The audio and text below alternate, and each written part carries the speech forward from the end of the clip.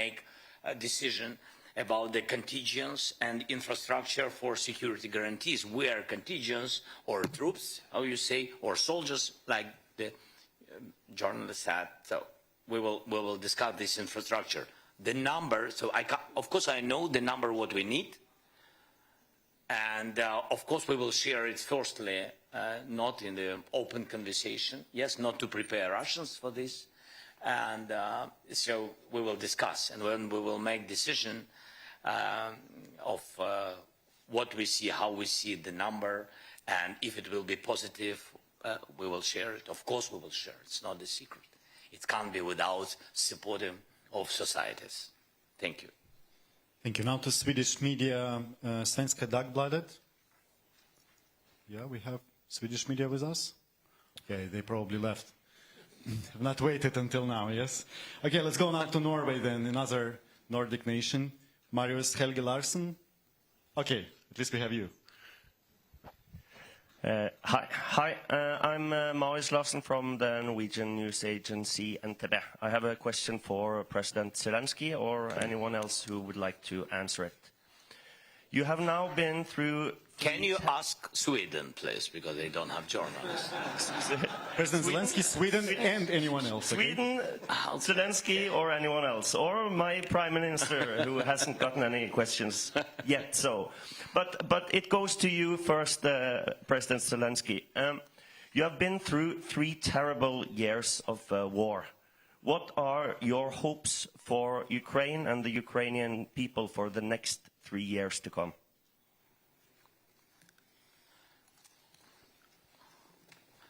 We hope that we can finish this war this year, not in 3 years.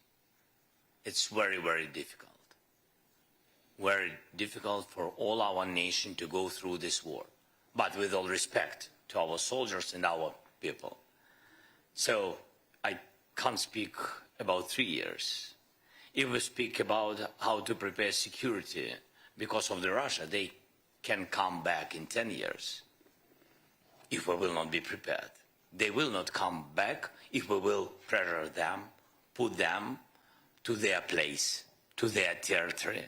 And if Ukraine will be in EU and in NATO in closest years, of course it will help us very much.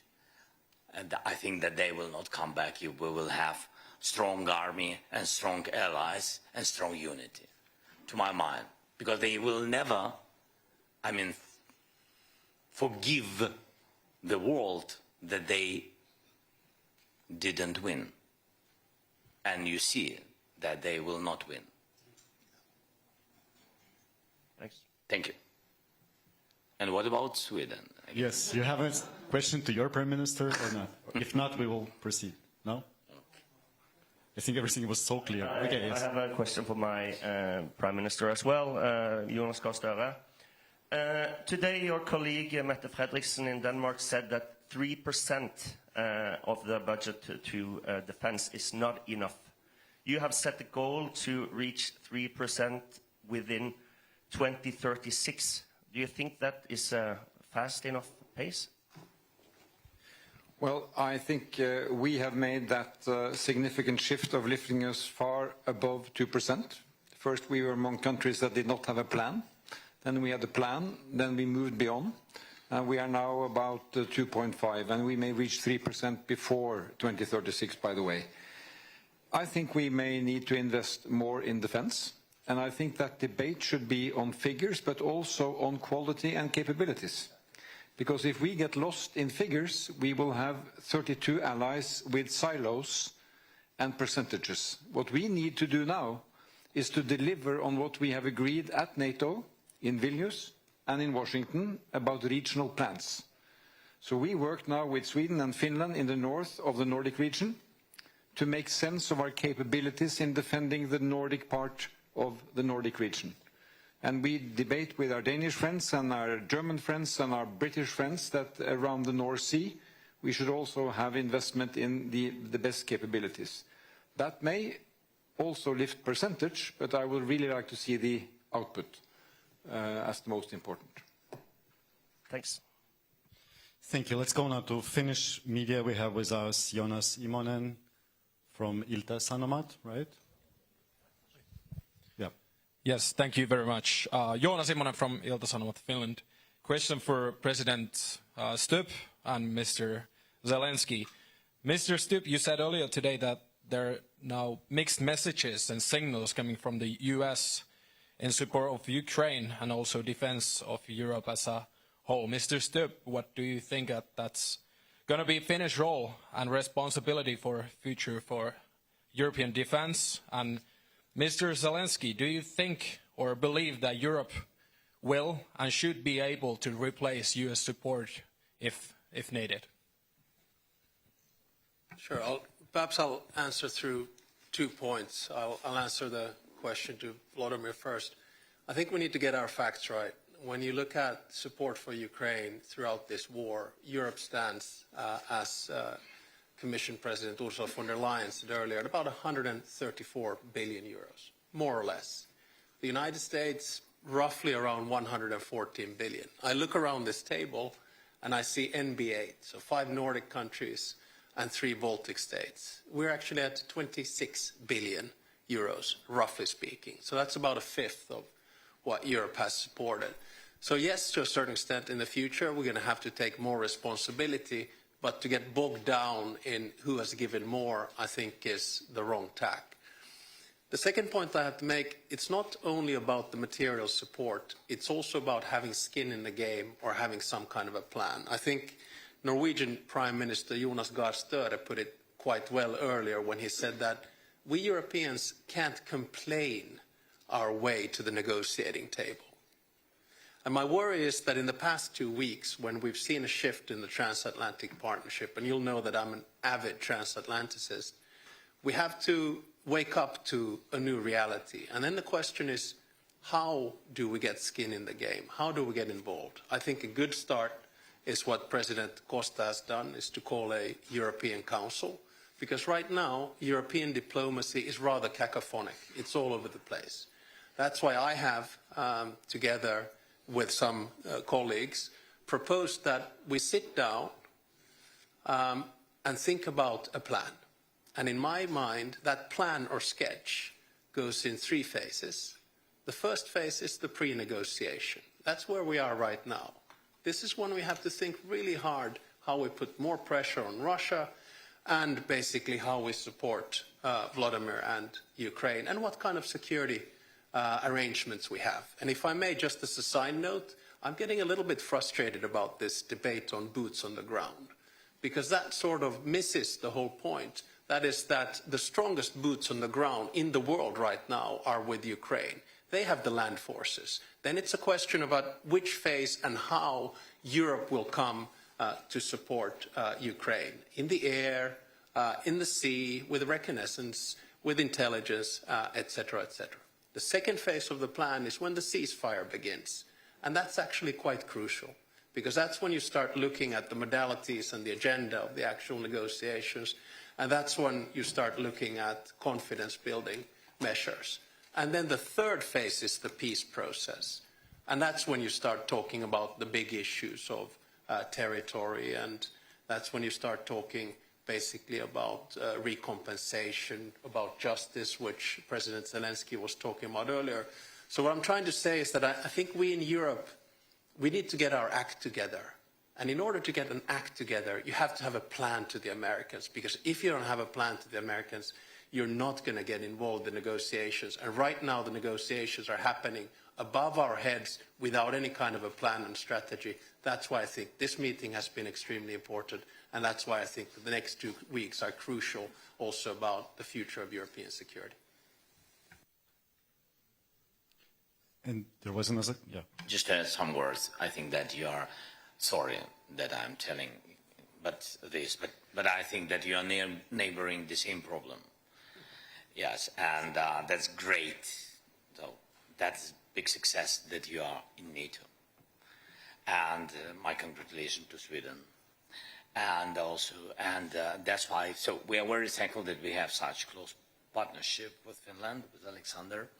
And of course, you gave us a lot of packages during this war. and it was very important, useful.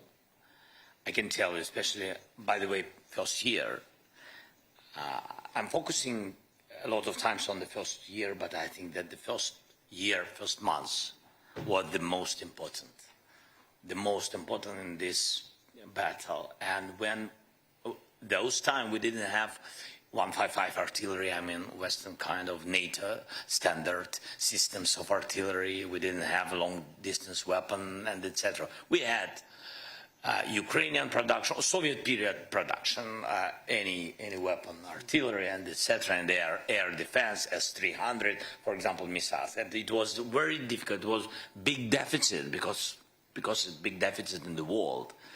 And Finland helped us very much, because really we found only some countries who had it in their storages. Yeah, so it was very important, especially those months, those first weeks and months. And about your neighbor, and I think, and of course, Ukraine will be always thankful for this and never forget it. And I think those experience of such enemies or such problematic neighboring, how to save the border, and you have very long border with Russia, and that's why I think our experience of how to defend the contact line or defend the front line, and the same technologies how to defend the border. I think this experience, our experience, will be very useful for your country. It doesn't mean that you will have a war, but it's more safety. I think so. Thank you. I was told we have another question to Prime Minister Christensen from Ukrinform. Yes, the floor is yours. Тетяна Пасова, Укрінформ. Запитання до прем'єр-міністра Швеції і до президента України. Скажіть, будь ласка, зараз активно... Ще секундочку тільки візьмуть так. Будь ласка. I can put my question in English, actually. Today, President Nauseda stepped with the initiative for Ukraine to become a member of EU by 1st of January of 2030. And do you support such initiative? Because we need a coalition of leaders who will support our way for EU. And і запитання до президента Зеленського. Пане президенте, скажіть, будь ласка, чи готова Україна ще більше пришвидшити реформи заради євроінтеграції?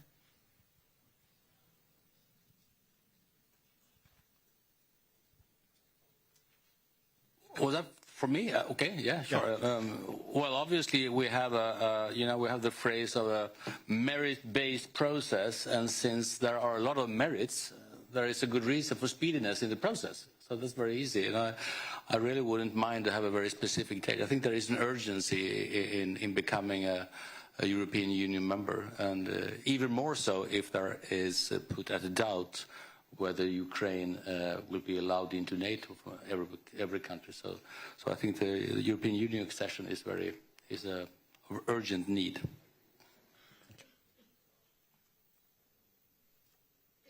Щодо реформ. I think so, that how to open clusters quickly on the way to EU and what we have to do for this. I think all the answers can give you really the President Ursula von der Leyen. She knows she and President Costa, I think they know when we will be in EU. Really?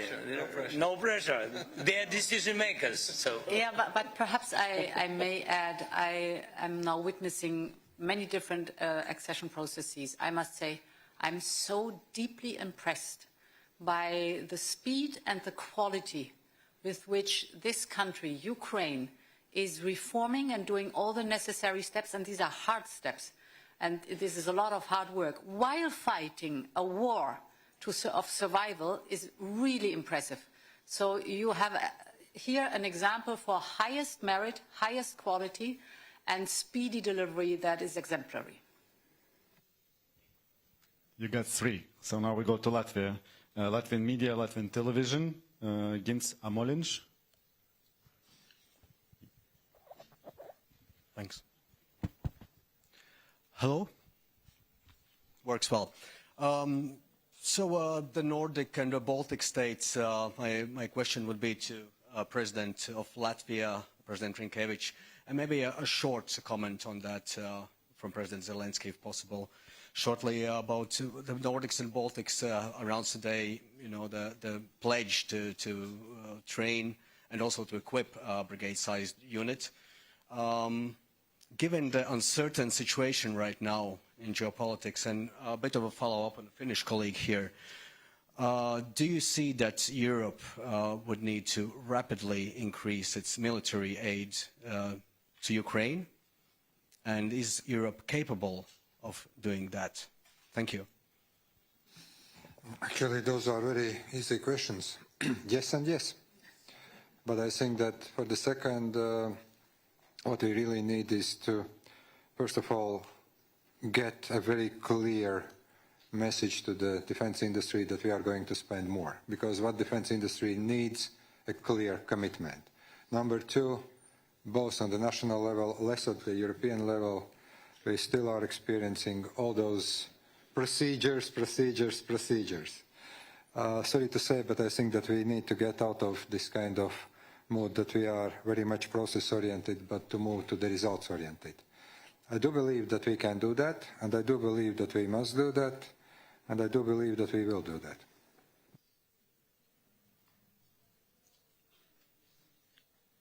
Okay, let's go now to listen. I think so that all the defense or military industries of European countries began to increase the production because of this war.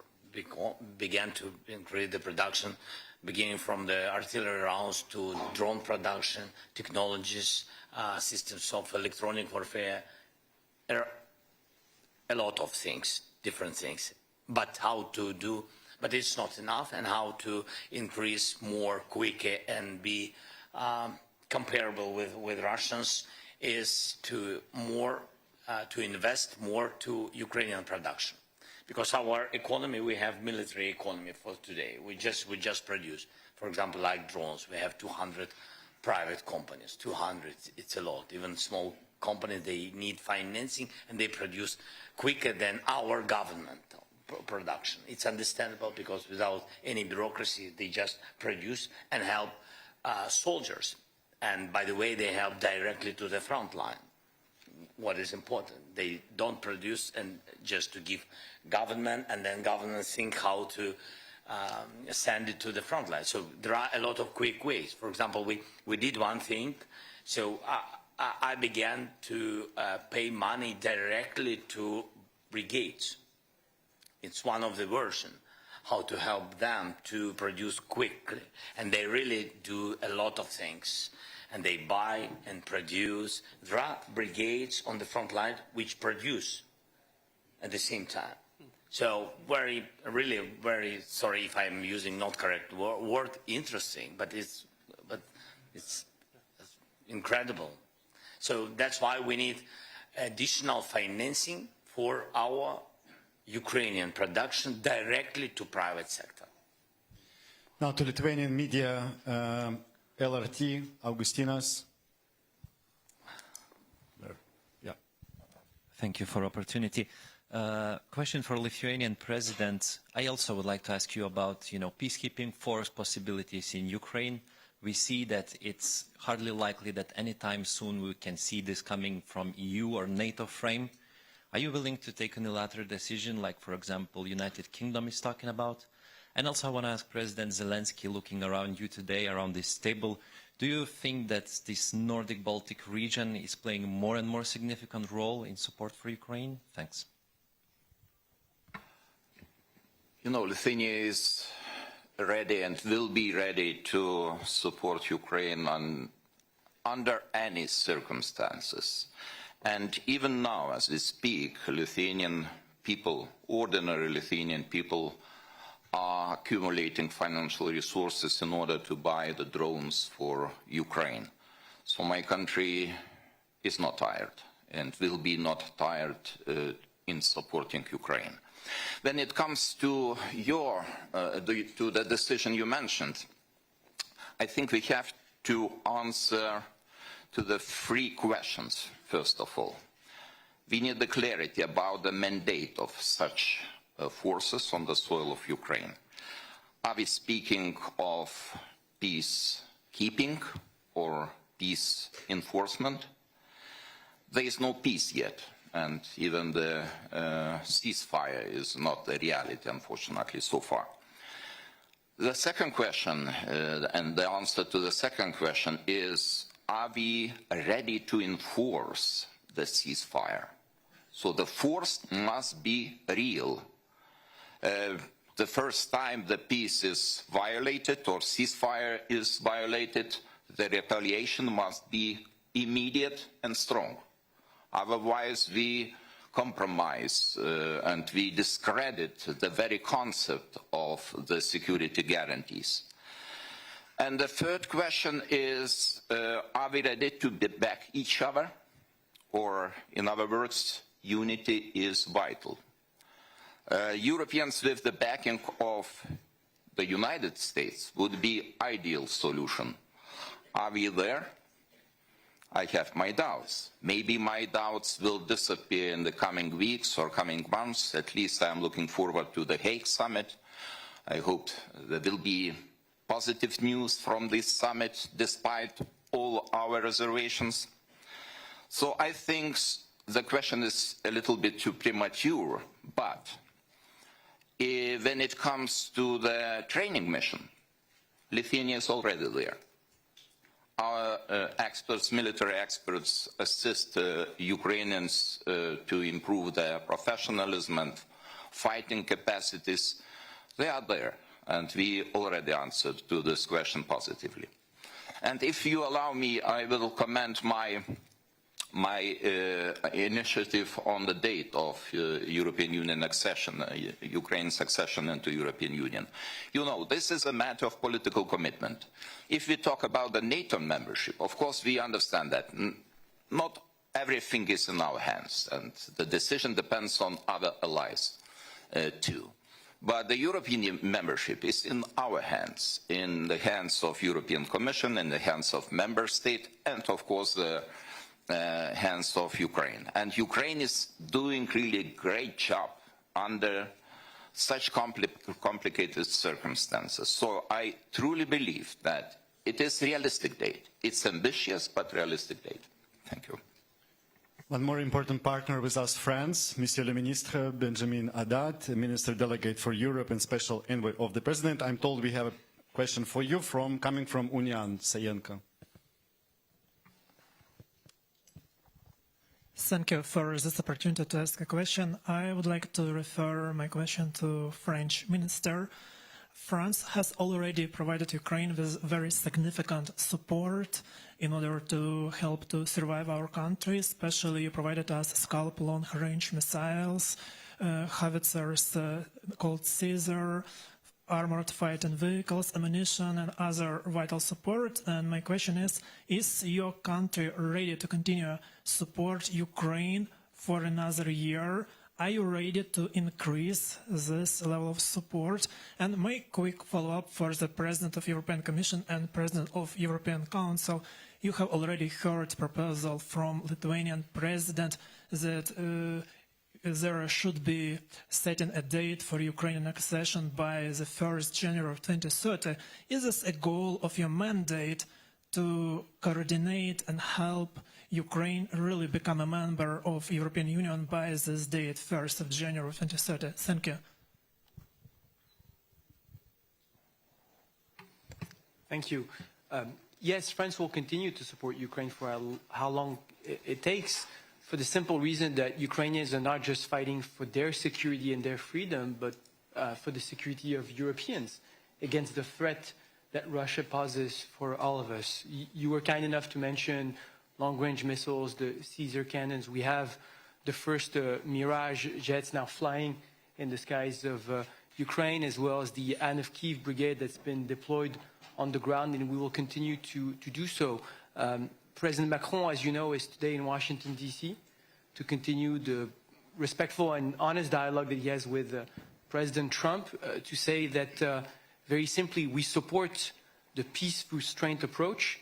And for this to succeed, we need to continue to support Ukraine on the ground. We need to increase pressure on Russia, and this is why we welcome the adoption of the 16th round of sanctions today on Russia, that Ukrainians need to be around the table when their security is being discussed. Europeans need to be around the table, and that there can be no just and lasting peace without robust security guarantees in the long run. And this is where also Europeans will have to step up and take their responsibility. And France is ready in this respect to continue to take its responsibility alongside its partners for the security of Ukraine, the security of all of us. So to your question concerning the initiative of President Gitanas Nauseda, I think it's a very noble initiative because it shows a lot of political will and an amazing support to Ukraine, and thank you very much for that. The process of accession, we always repeat, is merits-based. Basically, it says there are certain conditions and reforms that you have to do and you have to implement them so that the conditions are right for an accession. And it's good for the European Union and it's good for the accessing country. So that is always necessary. What I want to emphasize is that if you would just only set a date, then it would also mean the other candidate countries would ask immediately for a date and not a process anymore. But again, I really appreciate the political will that is there. I would even say Ukraine, merits-based process, if they continue at that speed and at that quality, perhaps they could be earlier than 2030. So thank you very much for giving the impulse, and let's work hard on all sides really to keep the momentum up. We're almost out of time, but we have one more question for President Zelensky. Sorry. If you I'm sorry, President. For sure, Ukraine's accession to the European Union will be the most important security guarantee for the future of Ukraine. And we have already decided that this new institutional cycle will be the institutional cycle of enlargement to Ukraine, to Moldova, to Western Balkans, and we don't know, with Georgia. It's a merit-based process, and we are working hard from the European Commission to the different candidate states. And it's very impressive what Ukraine is making. Because in fact, Ukraine are writing a new playbook how to make reforms at war times. And this is very difficult to imagine. But we are very committed, and I'm sure that the different member states, the European Commission, and Ukraine, Moldova, the Western Balkan countries are working very hard to deliver on this enlargement. And we need also to work among us to make the necessary reforms to welcome well these new member states.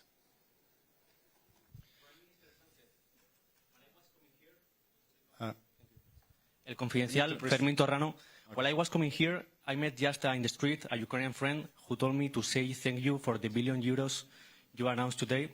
And when I said goodbye to him, a question came to my mind, like, how will you explain to these Ukrainian citizens and other Ukrainian citizens, and also to the Spanish taxpayers, that Spain still this year, last year, 2022, is paying more, 2 times, is paying €2 billion to Russia buying liquefied gas, and today we are only announced $1 billion to Ukraine.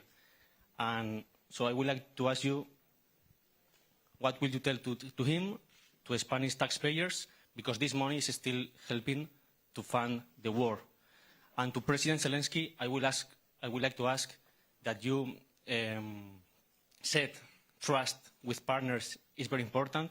So I would like to know, how do you feel with partners that still pays money, a lot of money, more money than they give to you, to the enemy, or partially at least? Thank you very much. Thank you. Well, thank you for the questions. First of all, Spain has supported all the sanctions packages approved by the Council. and we've been very constructive and positive in order to increase the pressure on Russian shoulders in order to stop the war. Second, you're talking about private contracts, but the political will of the Spanish government, and I would say the Spanish society, is to reduce and diversify our energy dependencies towards other countries. And we have done so. We have done so. Our main provider is now in North America, not only the US, but also Canada. And last but not least, I would say that that we have committed ourselves as the Spanish government to devote 1 billion euros for the next 10 years, each year, in order to provide that military capabilities to Ukraine. So, you know, we are supporting Ukraine, we are supporting President Zelensky and his government, and I do believe that even if we're far away from the front line, because we are coming from the Iberian Peninsula, we have also a good representation of the Iberian Peninsula with the President of the Council, Antonio Costa, and myself. I think that people in our society understand quite well the importance of defending and providing this support to Ukraine and its people in order to guarantee that peace and security in Ukraine and in Europe. And by the way, you know, when it comes to enlargement, since we come from a country which became a member state of the European Union back in the 80s of the 20th century, we're always open and very constructive in the approach of the enlargement of Ukraine, Moldova, and Western Balkans. So, you know, I think that, and this is not because it's the political will of the government, it's the political will of the Spanish society, which really feel that solidarity before, when we were, you know, with some problems, and nowadays, when other countries, such as Ukraine, need that solidarity. And I'm also very happy that we agreed with President Zelensky to open a Ukrainian hub in Spain, since we are the fourth largest country in the European Union receiving Ukrainian refugees in our country, to provide that services not only from the Spanish government but also from the Ukrainian government. Okay, and one last one to wrap up from the Ukrainian media to Ukrainian president. 1+1, прошу, слова вам. Пане президенте, ви не раз говорили про те, що Росія насправді абсолютно не прагне миру, і, власне, в підтвердження цих слів сьогодні маємо картину, коли тут об'єднаний світ збирається для того, щоб поговорити про мир, поговорити про домовленості, вирішити нагальну проблему. Росіяни в обличчі Лаврова говорять про те, що ми не проти, щоб Європа була на перемовинах, проте ми все одно не припинимо вогонь, якщо не задовольнять все, що хочемо ми. Тобто позиція у них конкретна. Ви сьогодні згадали і сказали про те, що хочете, аби до кінця року ми мали мир. В зв'язку з такою позицією росіян, взагалі, наскільки вірогідна перспектива такого швидкого миру, хоча б до кінця року, ми не говоримо про тижні. І дуже часто минулого тижня звучала фраза про те, що треба йти на поступки. Для України яка межа між поступками і яка межа між примусом до миру, який може бути зрадою, як сьогодні зауважив ваш чеський колега? Дякую. Дякую за запитання. Ну, це ж не перший ультиматум Російської Федерації. Я, якщо чесно, навіть не чув, або, ну, ті самі слова ми чуємо там кожного тижня. Нічого нового немає. Всьому треба робити своє, треба посилювати себе, посилювати розуміння, що ми можемо зробити в Європі, збільшувати виробництво, посилювати нашу армію, домовлятися з партнерами, безумовно, це без Росії, домовлятися з партнерами про гарантії безпеки для України, тобто будемо готовими до всього. І паралельно робити все, щоб дипломатичний трек, про який говорять і в Європі, і в Сполучених Штатах Америки, напевне, бачити щось, якісь можливості в цьому треці, але не порушуючи Конституції нашої держави і не порушуючи інтересів українців і всіх європейців. Да, і тому тут про це можна дуже багато і довго говорити. Давайте, незважаючи на те, які ультиматуми звучатимуть з російської території, давайте робити своє. Мені здається, поки у нас є такі сильні партнери, ми не наодинці, а проти них, я думаю, у нас все вийде. Дякую. Дякую, пане президенте. And thank you, distinguished leaders. Thank you, press. At this we conclude. Thank you so much. Thank you.